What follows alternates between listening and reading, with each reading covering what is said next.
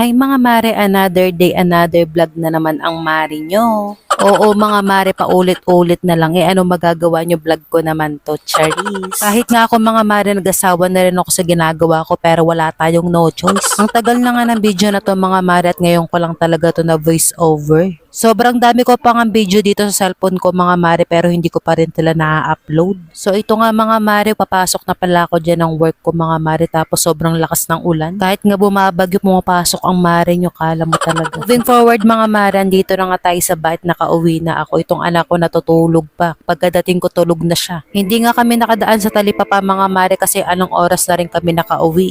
Kaya nag-scramble na nga lang ako ng itlog dito mga mare at nag-crave din talaga ako sa scramble ngayon. Crave ba talaga o wala ka lang pera? Charo. Tapos ipapartner nga lang natin to mga mare dito sa Bicol Express. Sobrang sarap nito mga mare, itry nyo din yan. Ang sarap kainin nito mare, perfecto lalo pag bagong saing yung kanin nyo. OMG, mapapadami talaga yung kain mo. Sobrang gutom ko na nga rin to mga mare kasi anong oras na nga kami nakauwi dyan, o diba? Mukhang mapaparami na naman ata yung kanin ko ngayon, oh no. Kumain na nga ako mga mare na mag-isa dyan kasi yung asawa ko niyaya ko nag-ML pa. Sabi ko kakain na kami, nag-ML pa rin. Ano ba yan? Gantong pagkain na lang talaga yung kinakain ko mga mare lalo na pag ganong oras na kami nakakauwi. Sobrang sarap nga nakain ko dyan mga mare, napapasayaw-sayaw pa ako, o diba? Buti na lang talaga nakapag-grocery kami noong nakaraang araw at doon lang talaga yung kinakain namin kasi easy to cook, easy to eat, ganon. Alam nga na mapaglutuin niyo pa ako ng sinigang. Diyos ko, nung oras na kami makakakainan, baka nawala na yung gutom namin pag nagluto pa ako.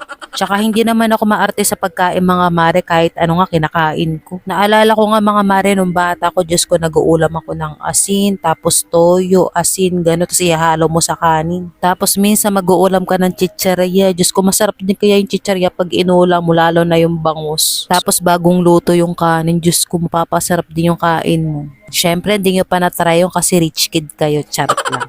So ayun na nga mga mare, Diyos ko, nagisingan ng alanganin tong anak ko, natulog siya ng hapon tapos gabi magigising, tama ba yun? So ayun nga, kala ko pahinga ko na, Diyos ko, pinagluto pa ako ng luncheon meat. Pagkagising niya kasi mga mare, Diyos ko, nagugutom daw siya, pagluto ko daw siya nito. Buti na lang talaga at may mga ganito kaming stock sa bahay kasi pag mga alanganing oras ka na nagugutom, ang dali lang nito lutuin, o diba? Tapos makakakain ka na, busog ka na, ganon. 3 luncheon meat nga lang mga maring niluto ko dyan kasi si Kurt lang naman yung kakain, kumain na kami mag-asawa kanina.